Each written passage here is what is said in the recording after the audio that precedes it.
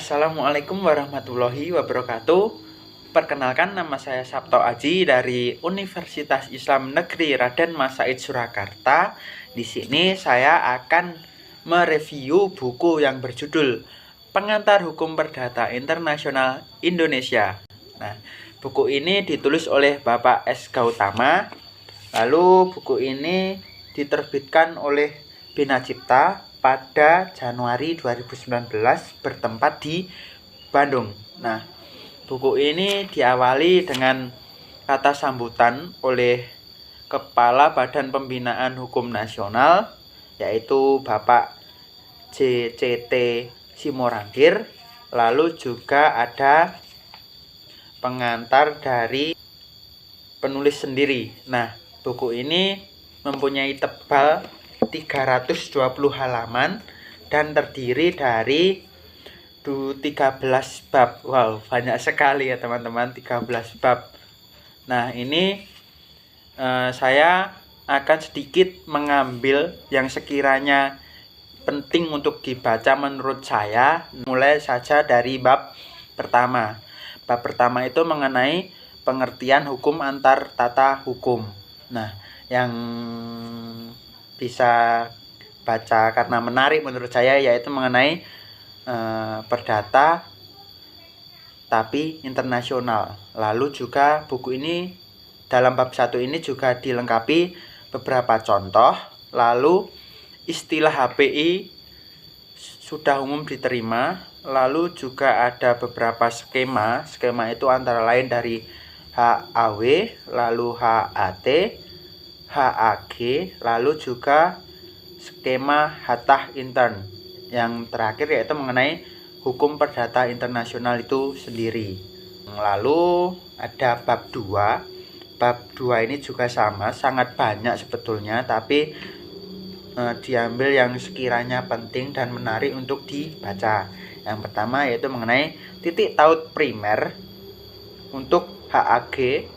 Lalu juga ada titik taut primer untuk HPI, juga ada mengenai domisili atau juga tempat kediaman, juga ada mengenai pembahasan mengenai perkawinan, yaitu adalah hukum harta benda, juga ada syarat-syarat untuk melakukan perkawinan, juga ada mengenai pewarisan. Nah, itu dari bab 2.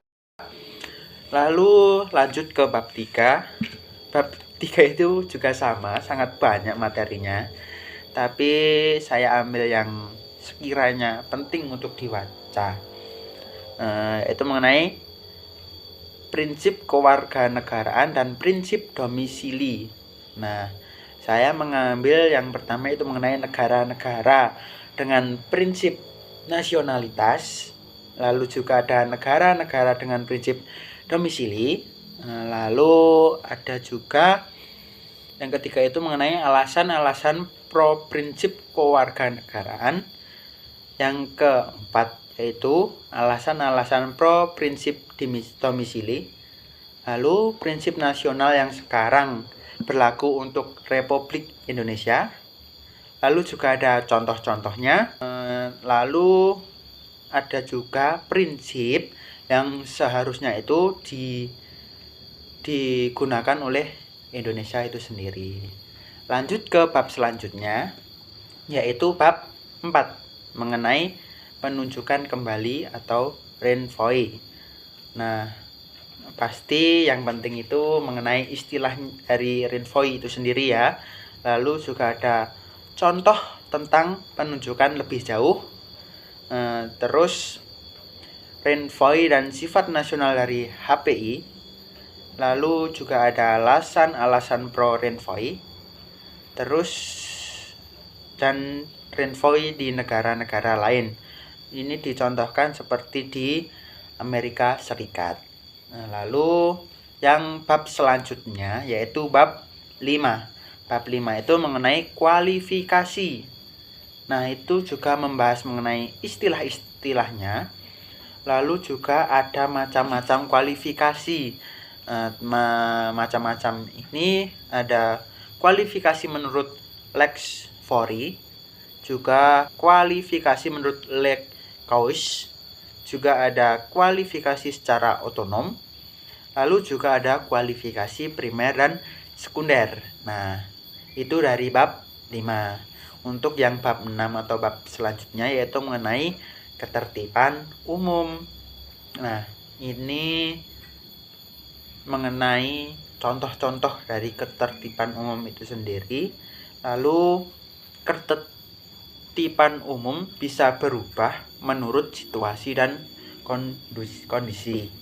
Untuk bab yang selanjutnya yaitu bab 7 mengenai penyelundupan hukum. Nah, ini juga pasti ada istilah-istilahnya. Yang selanjutnya yaitu hubungan dengan ketertiban umum. Nah, terus juga pasti ada contoh-contoh selanjutnya. Itu yang dibahas di bab 7. Untuk bab selanjutnya yaitu bab 8 yaitu mengenai pilihan hukum. Pilihan hukum itu terdiri dari pasti istilahnya. Terus ada renvoi dan pilihan hukum. Lalu ada juga macam-macam pilihan hukum. Juga ada pro dan kontra pilihan hukum. Juga ada alasan-alasan pro prinsip pilihan hukum. Juga ada apakah pilihan hukum ini boleh dirubah di kemudian hari. Itu dari bab 8. Nah, selanjutnya itu bab 9. Bab 9 itu mengenai hak-hak yang telah diperoleh. Nah, itu juga berisi mengenai pengertian tentang istilah hak-hak yang telah diperoleh. Juga ada mengenai perkembangan di Indonesia mengenai hak-hak yang diperoleh. Nah, itu sangat menarik ya, perkembangan di Indonesia mengenai hak-hak yang diperoleh. Itu sangat menarik untuk dibaca. Untuk yang bab 10 mengenai persoalan pendahuluan. Nah, ini juga membahas tentang istilahnya. Terus pentingnya persoalan pendahuluan. Lalu juga pemakaian lex fori dan atau lex causae. Nah, itu dari bab 10. Untuk bab 11 yaitu mengenai penyesuaian. Penyesuaian itu juga membahas mengenai istilah. Juga ada persoalan mengenai perkawinan campuran, juga disertai contoh-contohnya. Nah, itu dari bab 11. Nah, selanjutnya yaitu bab 12. Bab 12 itu mengenai timbal balik dan pembalasan. Nah, itu membahas tentang luas bidang asas timbal balik. Lalu juga ada syarat timbal balik dari dalam peraturan tertulis. Terus tentang keadaan di Indonesia itu sendiri. Bab 13 atau yang bab terakhir yaitu mengenai pemakaian hukum asing. Nah, itu juga membahas tentang istilah-istilahnya. Juga ada hukum asing adalah fakta. Nah, itu terdapat dalam halaman 308. Juga ada hukum asing adalah hukum. Nah, itu di halaman 311. Juga ada pembuktian dari hukum asing.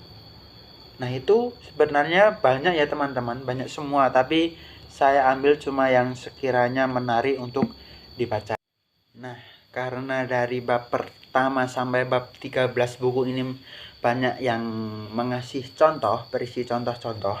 Nah, di sini saya akan memaparkan salah satu contoh dari renvoi atau penunjukan kembali. Nah, itu mengenai ada seorang Inggris yang berdomisili di Indonesia. Harus ditentukan apakah ia sudah dewasa atau belum, atau dia hendak menikah, atau dia harus melakukan sesuatu tindakan hukum lain berkenaan dengan status personilnya. Maka menurut HPI Indonesia, yaitu pada pasal 16 AB harus dipakai hukum Inggris. Dengan kata lain, kaidah HPI Indonesia menunjuk kepada hukum Inggris dan hukum Inggris atau kaidah-kaidah HPI-nya menunjuk kembali kepada hukum Indonesia, karena menurut HPI Inggris yang harus dipakai untuk status personil, yaitu domisili dari seseorang. Nah, dalam hal ini domisili orang Inggris yang bersangkutan tadi adalah di Indonesia. Maka hukum yang diberlakukan harus hukum Indonesia. Seperti itu contohnya. Oke, yang selanjutnya itu mengenai cover penulisan, lalu kelebihan ataupun kekurangan dari buku Pengantar Hukum Perdata Internasional Indonesia. Nah, ini merupakan covernya, itu ada warna oranye sama kuning. Nah, dilengkapi juga ada lambang Badan Pembinaan Hukum Nasional Departemen Kehakiman. Nah, menurut saya itu covernya kurang menarik karena apa? Orang yang nggak mengerti apa maksud cover warna ini mungkin agak kebingungan gitu. Lalu untuk gaya penulisnya dalam penulisan itu kadang ada spasi yang dari paragraf pertama dengan yang selanjutnya itu agak berjauhan, lalu isinya itu banyak materi, jadi pembaca kalau kurang fokus nanti akan kebingungan sendiri. Nah, untuk kelebihannya, buku ini harganya sesuai dengan kantong. Nah, itu cuma 20.000 dan bisa dibeli secara online. Nah, itu kalau kekurangan ya mungkin dalam penulisannya itu tadi, dalam spasinya. Nah, itu mungkin sedikit review buku Pengantar Hukum Perdata Internasional Indonesia.